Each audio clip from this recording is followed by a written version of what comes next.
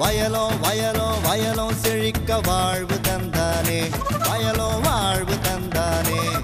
அட பொன்னா விளையோ பூமிக்கு நல்ல விவரம் தந்தானே, உழவனின் உறவா வந்தானே.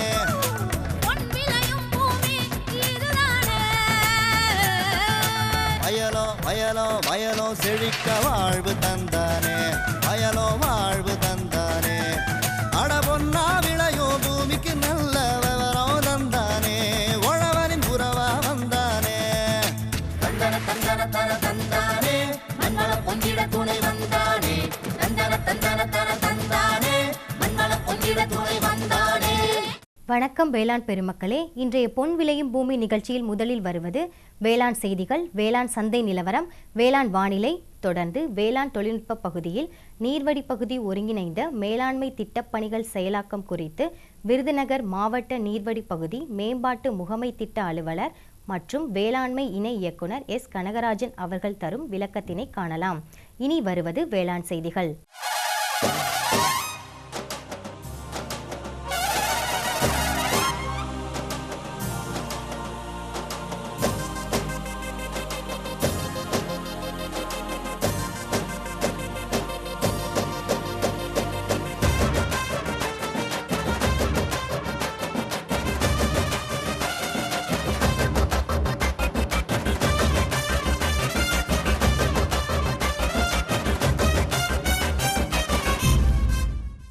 வணக்கம். வேளாண் செய்திகள்.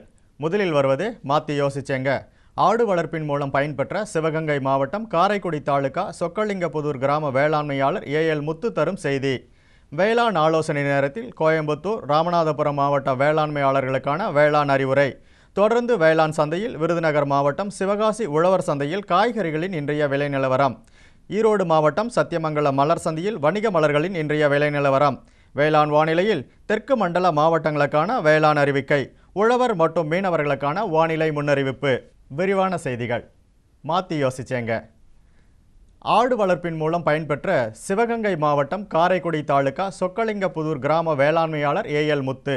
இவர் வேளாண்மை துறை மற்றும் கால்நடை பராமரிப்பு துறை மூலம் இலவசமாக ஆடுகளை பெற்று அதன் மூலம் தனது வருவாயினை உயர்த்தி கொண்ட இவரின் அனுபவங்களை நம்மிடம் கூற கேட்டபோது,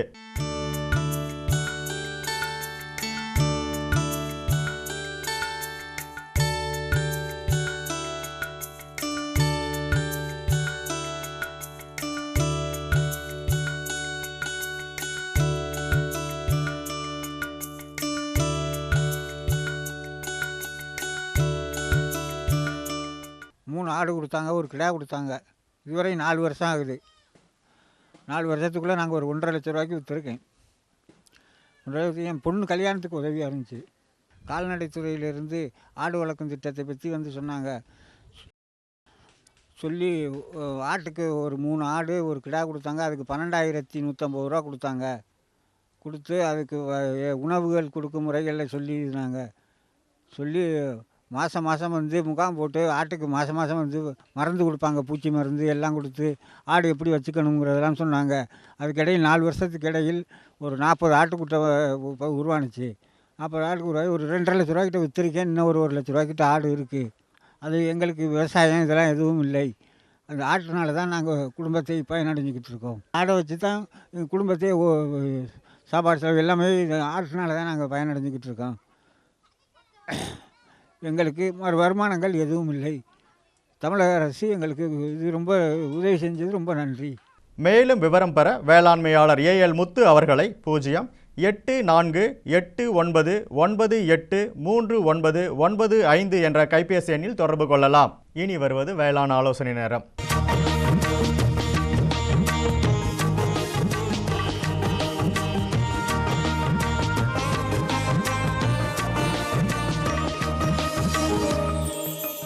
இன்றைய வேளாண் ஆலோசனை நேரத்தில் கோயம்புத்தூர் மாவட்ட வேளாண்மையாளர்கள் கவனத்திற்கு.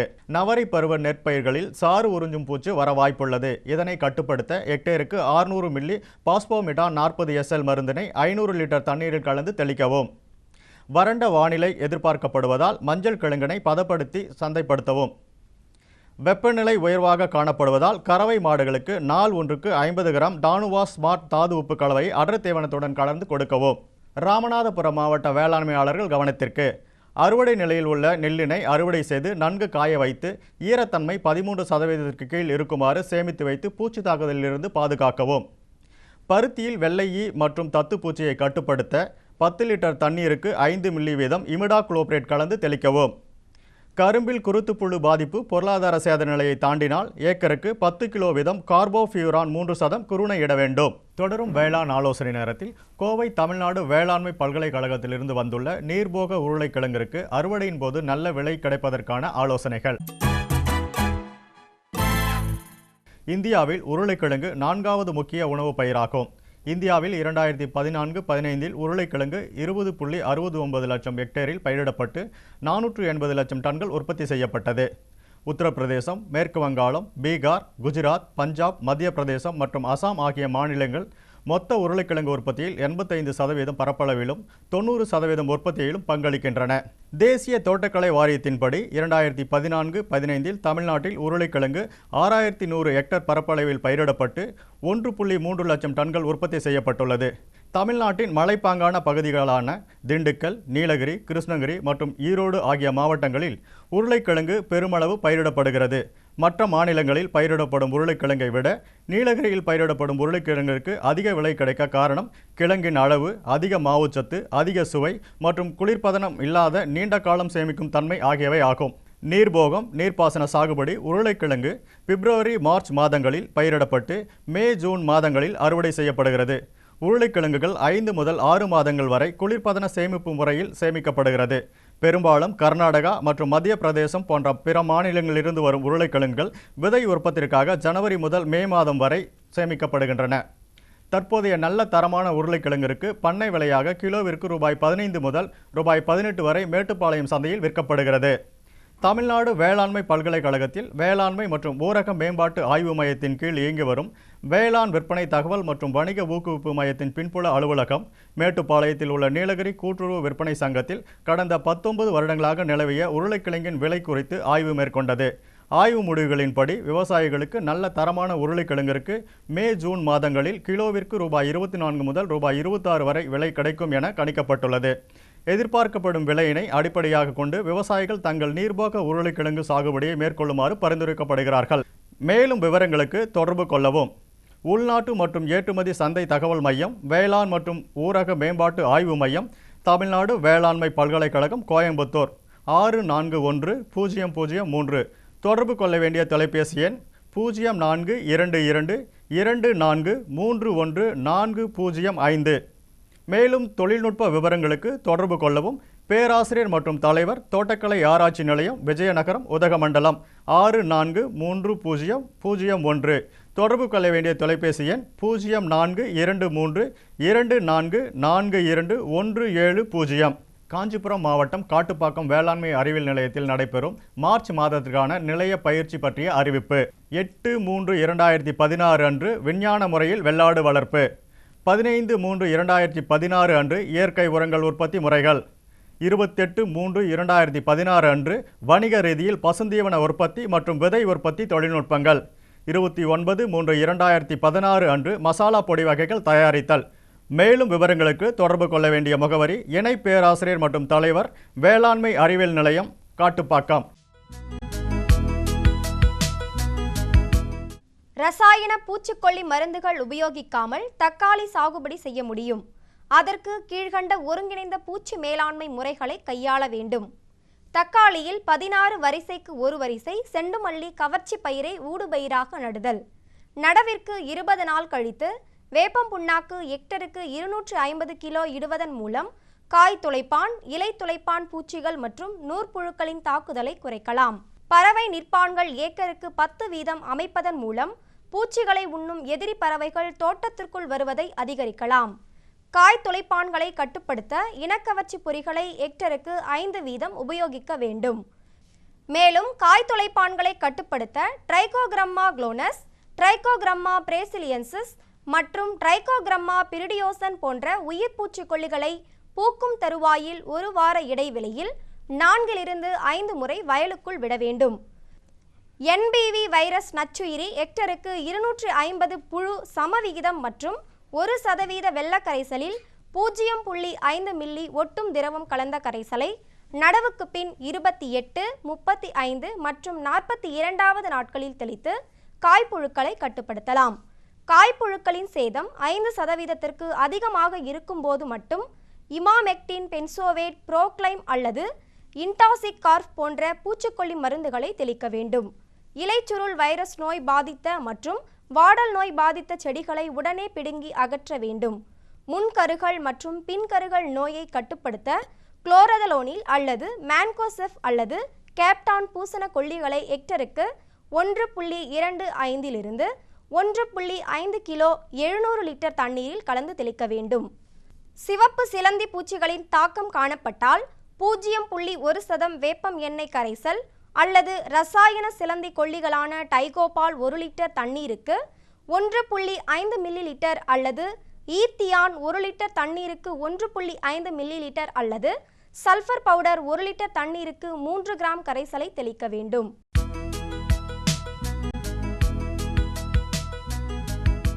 விவசாயிகளுக்கான உயிர் பூச்சிக்கொல்லிகள் தயாரிப்பதற்கான எளிய செய்முறைகள்.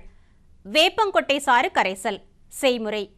காய்ந்த வேப்பங்கொட்டைகளை 400 கிராம் சொரசொரப்பான பொடியாக அரைத்து எடுக்க வேண்டும். 40 கிராம் பொடியினை எடுத்து லேசான துணியில் வைத்து கட்டி 400 முதல் 500 மில்லிலிட்டர் தண்ணீர் ஊற்றிய பாத்திரத்தில் ஒரு நாள் இரவு முழுவதும் ஊற வைக்க வேண்டும். பின்னர் அந்த கலவையை வடிகட்டி 1000 மில்லிலிட்டர் அளவு வரை தண்ணீர் ஊற்ற வேண்டும். இதனோடு 2 கிராம் சோப் சேர்த்து தெளிப்பதற்கு பயன்படுத்தலாம். வேப்பங்கொட்டை சாறு கரைசல் காய்த்துளைப்பான், சாறு உறிஞ்சும் பூச்சிகள் மற்றும் இலை சுருட்டும் புழு ஆகியவற்றை கட்டுப்படுத்த உதவுகிறது. புகையிலை சாறு செய்முறை. 1 கிலோ புகையிலை பொடியினை எடுத்து 10 லிட்டர் தண்ணீரில் நன்கு கொதிக்க வைக்க வேண்டும். மேலும் 10 லிட்டர் அளவிற்கு தக்கவாறு கொதிக்கும் நீரில் தண்ணீர் சேர்த்து கொள்ள வேண்டும். ஆறிய பின்னர் லேசான துணியினால் வடிகட்ட வேண்டும். மேலும் இதனுடன் லிட்டருக்கு 2 கிராம் என்ற அளவில் சோப்பு சேர்த்து அதனோடு 80 முதல் 100 லிட்டர் அளவிற்கு தண்ணீர் சேர்க்க வேண்டும். இக்கரைசல் சாறு உறிஞ்சும் பூச்சிகளான வெள்ளை ஈ, அஸ்வினி மற்றும் புகையான் ஆகியவற்றை கட்டுப்படுத்த உதவுகிறது. குறிப்பு: இவ்வாறு தயாரித்த சாறினை ஒரு முறைக்கு மேல் பயன்படுத்தக்கூடாது. NBV வைரஸ் நச்சுரி செய்முறை. வயலில் இருந்து NBV வைரஸ் தாக்கப்பட்ட 400 காய்ப்புழு மற்றும் 200 இலை வெட்டு புழுக்களை சேகரிக்க வேண்டும். சேகரித்த புழுக்களை அரைக்க வேண்டும். பின் அரைத்த சாறை மெல்லிய துணியில் வடிகட்ட வேண்டும். வடிகட்டப்பட்ட NBV திரவத்தை 100 லிட்டர் தண்ணீரில் கரைத்து பின் அதில் 100 கிராம் ராபின் ப்ளூ சேர்க்க வேண்டும். இந்த ராபின் ப்ளூ புற ஊதா கதிர்களின் தாக்கத்தை குறைக்கும். இந்த கரைசலை மாலை நேரத்தில் வயலில் தெளிக்க வேண்டும். தெளிப்பதன் மூலம் காய்ப்புழு மற்றும் இலை வெட்டும் புழுக்களை கட்டுப்படுத்தலாம். ஒரு பூச்சி இன வைரஸ் அடுத்த இன பூச்சிகளை கொல்லாது. தெளிப்பிற்கு 2 முதல் 5 நாட்களுக்கு பின் வைரஸ் தாக்கப்பட்ட காய்ப்புழுக்கள் கிளைகளில் செத்து தொங்கும் மற்றும் இலை வெட்டு புழுக்கள் உடல் 2ஆக பிளந்து காணப்படும்.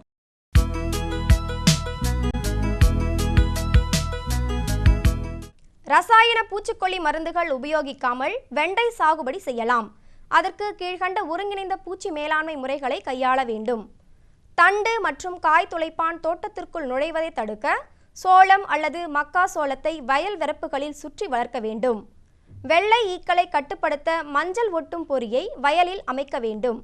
பறவை நிற்பான்கள் ஏக்கருக்கு 10 வீதம் அமைப்பதன் மூலம் பூச்சிகளை உண்ணும் எதிரி பறவைகளின் நடமாட்டத்தை அதிகரிக்கலாம். வேப்பங்கொட்டை சாறு 5% கரைசலை 2 அல்லது 3 முறை தெளிப்பதன் மூலம் புகையான், வெள்ளை ஈ மற்றும் இலைப்பேன்களை கட்டுப்படுத்தலாம். தேவைப்பட்டால் ரசாயன பூச்சிக்கொல்லிகளை இடையே தெளித்து கொள்ளலாம். காய் துளைப்பான்களின் நடமாட்டத்தை கண்காணிக்க இனக்கவர்ச்சி பொறி ஏக்கருக்கு 2 வீதம் அமைக்க வேண்டும்.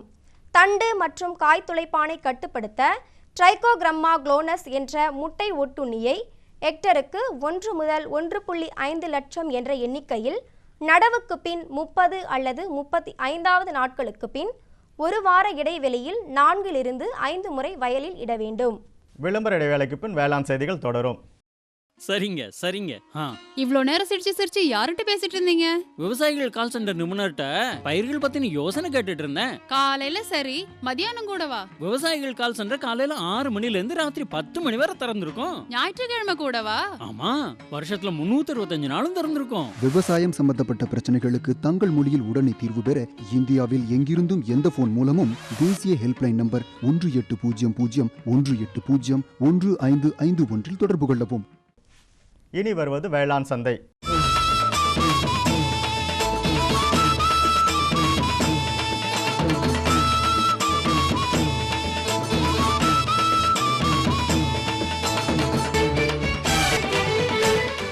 வேளாண் சந்தையில் விருதுநகர் மாவட்டம் சிவகாசி உழவர் சந்தையில் காய்கறிகளின் இன்றைய விலை நிலவரம். கத்திரிக்காய் 1 கிலோ 50 ரூபாய்க்கும், வெண்டைக்காய் 1 கிலோ 15 ரூபாய்க்கும், அவரைக்காய் 1 கிலோ 30 ரூபாய்க்கும், புடலங்காய் 1 கிலோ 25 ரூபாய்க்கும், சொரக்காய் 1 கிலோ 10 ரூபாய்க்கும், பாகற்காய் 1 கிலோ 30 ரூபாய்க்கும், பீர்க்கங்காய் 1 கிலோ 20 ரூபாய்க்கும், முருங்கைக்காய் 1 கிலோ 50 ரூபாய்க்கும், கொத்தவரை 1 கிலோ 25 ரூபாய்க்கும், சின்ன வெங்காயம் 1 கிலோ 25 ரூபாய்க்கும், பெரிய வெங்காயம் 1 கிலோ 20 ரூபாய்க்கும், பச்சை மிளகாய் 1 கிலோ 35 ரூபாய்க்கும், தக்காளி 1 கிலோ 10 ரூபாய்க்கும், இஞ்சி 1 கிலோ 45 ரூபாய்க்கும், பூசணிக்காய் 1 கிலோ 15 ரூபாய்க்கும், தேங்காய் காய் ஒன்று 15 ரூபாய்க்கும், முள்ளங்கி 1 கிலோ 20 ரூபாய்க்கும், மரவள்ளிக்கிழங்கு 1 கிலோ 20 ரூபாய்க்கும், உருளைக்கிழங்கு 1 கிலோ 25 ரூபாய்க்கும், பீன்ஸ் 1 கிலோ 35 ரூபாய்க்கும், கேரட் 1 கிலோ 35 ரூபாய்க்கும், பீட்ரூட் 1 கிலோ 20 ரூபாய்க்கும், முட்டைக்கோஸ் 1 கிலோ 20 ரூபாய்க்கும், கருவேப்பிலை 1 கிலோ 60 ரூபாய்க்கும், கொத்தமல்லி 1 கிலோ 25 ரூபாய்க்கும், புதினா 1 கிலோ 40 ரூபாய்க்கும் விற்பனை செய்யப்பட்டது. ஈரோடு மாவட்டம் சத்தியமங்கலம் மலர் சந்தையில் வணிக மலர்களின் இன்றைய விலை நிலவரம்.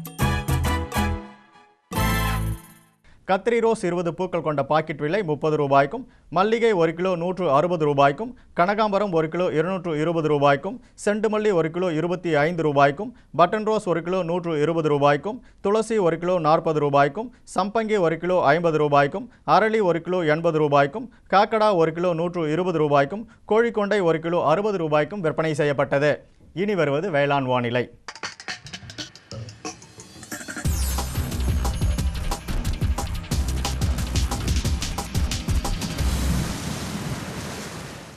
இன்றைய வேளாண் வானிலையில் தெற்கு மண்டல மாவட்டங்களான விருதுநகர், திருநெல்வேலி, தூத்துக்குடி, புதுக்கோட்டை, மதுரை, திண்டுக்கல், ராமநாதபுரம், தேனி, சிவகங்கை ஆகிய மாவட்டங்களில் காற்றின் வெப்பநிலை அதிகபட்சமாக 35.5 டிகிரி செல்சியஸாகவும் குறைந்தபட்சமாக 24.9 டிகிரி செல்சியஸாகவும், காற்றின் ஒப்பு ஈரப்பதம் 56.4%ஆகவும், காற்றின் வேகம் மணிக்கு 4.8 கிலோமீட்டராகவும், மண்ணின் ஈரப்பதம் 15 சென்டிமீட்டர் ஆழத்தில் 19.3%ஆகவும், மண்ணின் வெப்பநிலை 15 சென்டிமீட்டர் ஆழத்தில் 29 டிகிரி செல்சியஸாகவும், மழை அளவு பதிவு இல்லை.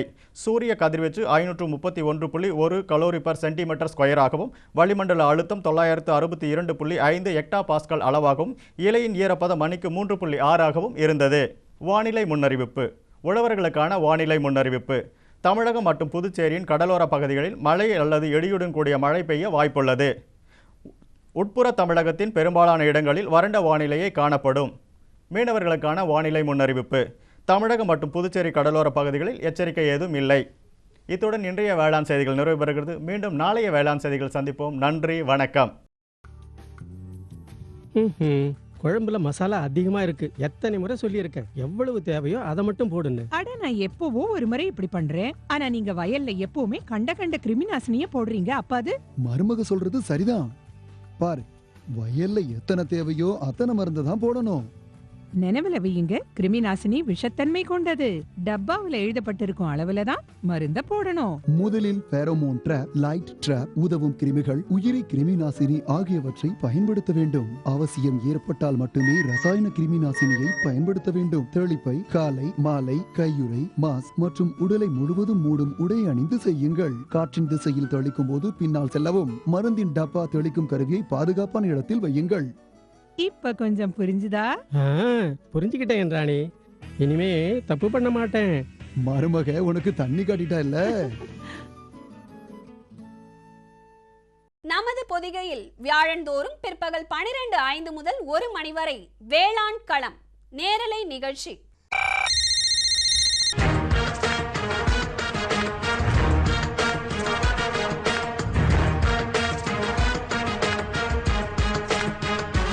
வேளாண்மை வேளாண்மையாளர்களுக்கான தொழில்நுட்ப தகவல்கள், புதிய வேளாண் முறைகள், மத்திய மாநில அரசுகளின் திட்டங்கள், வங்கிகளின் வேளாண் கடனுதவிகள், கால்நடை வளர்ப்போருக்கான புதிய தொழில்நுட்பங்கள், மீன்வள மேம்பாடு மற்றும் மீன் வகைகள், பருவநிலைக்கேற்ற வேளாண் ஆலோசனைகள், வேளாண், கால்நடை, மீன் வகை ஆகியவற்றை சந்தைப்படுத்த ஏற்ற தகவல்கள், இன்னும் எண்ணற்ற வேளாண் தேவைகளை வேளாண்மையாளர்கள் தொலைபேசி மற்றும் அலைபேசி வழியே அந்தந்த துறை வல்லுநர்களை நேரடியாக தொடர்பு கொண்டு விளக்கம் பெற்றிட பொதிகையின் இன்னொரு களம் வேளாண் களம் நேரலை நிகழ்ச்சி வியாழந்தோறும் பிற்பகல் 12:05 முதல் 1 மணி வரை பங்கு கொள்ளுங்கள், பயன் பெறுங்கள். வேளாண் களம் நேரலை நிகழ்ச்சி.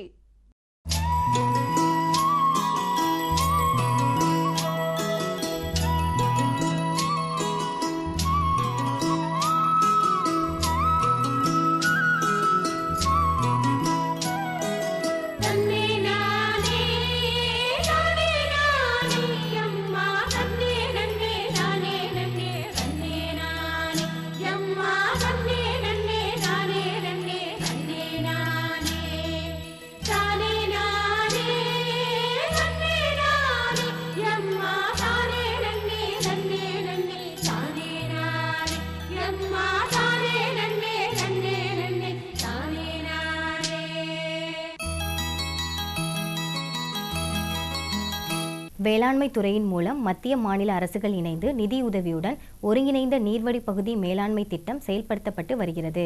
இத்திட்டத்தின் மூலம் இயற்கை வளங்களை பாதுகாத்தல், பயனாளிகள் பயன்பெறும் வகையில் வடிகால் வசதி அமைத்தல், மழைநீர் சேமிப்பு, பண்ணை குட்டைகள், கோடை உழவு, ஊருணை தூர்வார்தல் ஆகிய பணிகள் செய்து வருகின்றன. இன்றைய வேளாண் தொழில்நுட்ப பகுதியில் விருதுநகர் மாவட்ட ஒருங்கிணைந்த நீர்வழி பகுதி மேலாண்மை திட்டப்பணிகள் குறித்து விருதுநகர் மாவட்ட நீர்வழி பகுதி மேம்பாட்டு முகமை திட்ட அலுவலர் மற்றும் வேளாண்மை இணை இயக்குனர் எஸ். கனகராஜன் அவர்கள் தரும் விளக்கம்.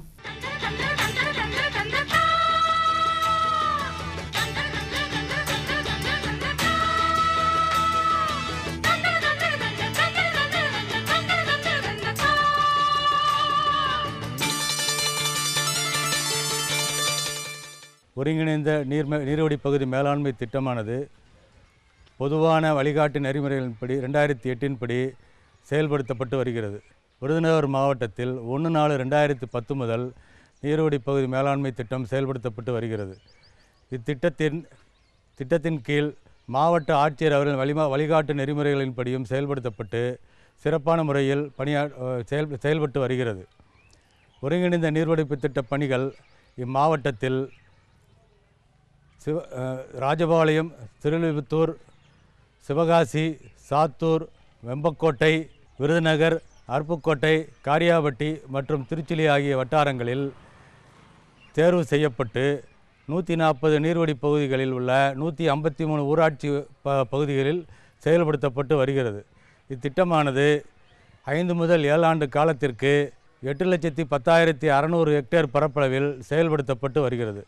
இத்திட்டத்தில் விருதுநகர் மாவட்டத்தில் மாவட்ட நீர்வழி பகுதி முகமையின் மூலமாக ஆரம்பக்கட்ட பணிகள் அந்தந்த ஊராட்சி பகுதிகளுக்கு தேவையான குடிநீர் ஆதாரம், சாலை வசதி மற்றும் சுகாதார வசதிகள் மேம்பாட்டு பணிகளை மேற்கொள்ளப்படுகிறது.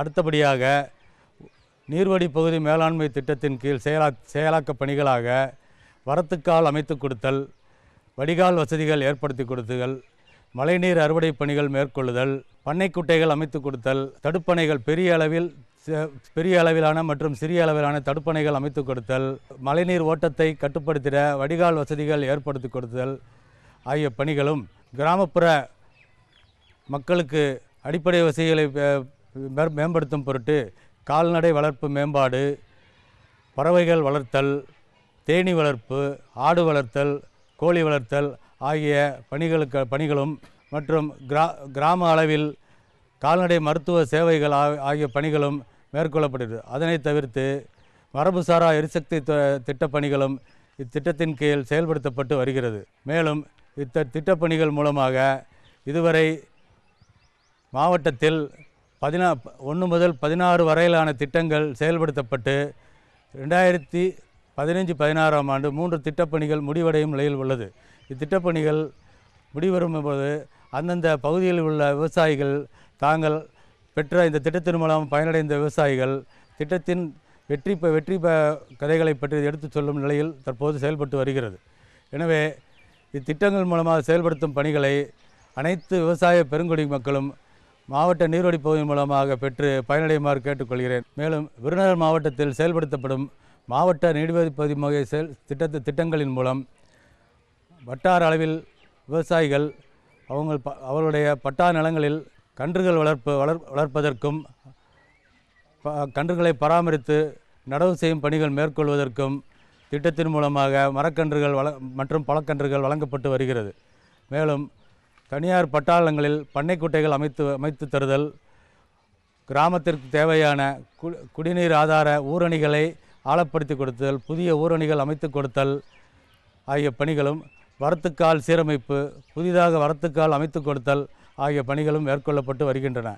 இத்திட்டத்தின் கீழ் குடிநீர் ஆதாரங்கள் அந்தந்த ஊராட்சி பகுதிகளுக்கு தேவையான அளவுக்கு செய்து கொடுக்கப்பட்டு மேல்நிலை தொட்டிகள் அமைத்து கொடுத்தல், குடிநீர் குழாய்கள் அமைத்து கொடுத்தல் போன்ற பணிகளும் இத்திட்டத்தின் கீழ் செயல்படுத்தப்பட்டு வருகிறது. இத்திட்டமானது விருதுநகர் மாவட்டத்தில் செம்மையாக செயல்படுத்தப்பட்டு நல்ல முறையில் பயன்படுத்தப்பட்டு வருகிறது. ஒருங்கிணைந்த நீர்வழி பகுதியில் திட்டத்தில் பயனடைய விரும்பும் விவசாயிகள் அந்த ஊராட்சி பகுதிகளில் ஊராட்சி தலைவரை அணுகி அந்த ஊராட்சி தலைவரின் மூலமாக அந்தந்த பகுதிக்கு தேவையான பண்ணைக்கூட்டைகளை அமைத்து கொடுத்தல் மற்றும் ஊரணிகளை மேம்படுத்தி கொடுத்தல் ஆகிய பணிகளை அவரை அணுகி தொடர்பு கொள்ளலாம். மேலும் இத்திட்டத்திற்கான வழிகாட்டு நெறிமுறைகளின்படி அந்த மாவட்ட நீர்வழி பகுதியின் மூலமாக இப்பணிகள் மக்களாலேயே நடத்தப்பட்டு செயல்படுத்தப்பட்டு வருகிறது. எனவே இதனை அனைத்து விவசாயிகளும் பயன்படுத்திக் கொள்ளுமாறு கேட்டுக்கொள்கிறேன். மேலும் விவரம் பெற எஸ் கனகராஜன் அவர்களை 045252522705 என்ற தொலைபேசி எண்ணில் தொடர்பு கொள்ளலாம்.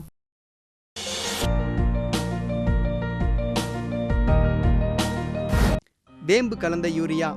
சிறந்த உற்பத்திக்காக வேம்பு கலந்த யூரியா நம் நாட்டிலேயே 70 லட்சம் டன்னாக அதிகரிக்க 6 ஆலைகள் சீரமைக்கப்படுகின்றன. FCIL-இன் கோரக்பூர், சித்ரி, தல்ச்சர் மற்றும் ராமகுண்டம் ஆலைகள், HFCL-இன் பரௌனி மற்றும் BVFCL-இன் நாமருல் போர்ட் ஆகியன.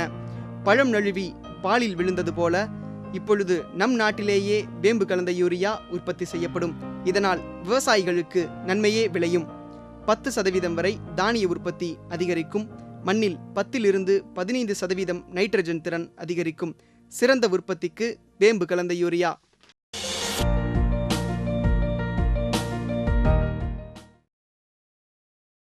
மூன்று 3/2016 வியாழக்கிழமை அன்று பொன் விளையும் பூமி நிகழ்ச்சியில் மாத்தி யோசிச்சேங்க. கீழப்பூங்குடி நீர்வழி பகுதி திட்டம் மூலம் பயனடைந்த சிவகங்கை மாவட்டம் காரைக்குடி தாலுகா கீழப்பூங்குடி கிராம வேளாண்மையாளர் என் காந்திமதி அவர்கள் தரும் செய்தி. வேளாண் ஆலோசனை நேரம். கோவை தமிழ்நாடு வேளாண்மை பல்கலைக்கழகம் வழங்கும் வேளாண் மண்டலங்களுக்கான வேளாண் ஆலோசனை. வேளாண் தொழில்நுட்ப பகுதியில் வெண்டையை தாக்கும் நோய்கள் குறித்து மதுரை வேளாண் அறிவியல் நிலையம் பயிர் நோயியல் துறை உதவி பேராசிரியர் முனைவர் கே மனோன்மணி அவர்கள் தரும் விளக்கம் ஆகியன இடம்பெறும்.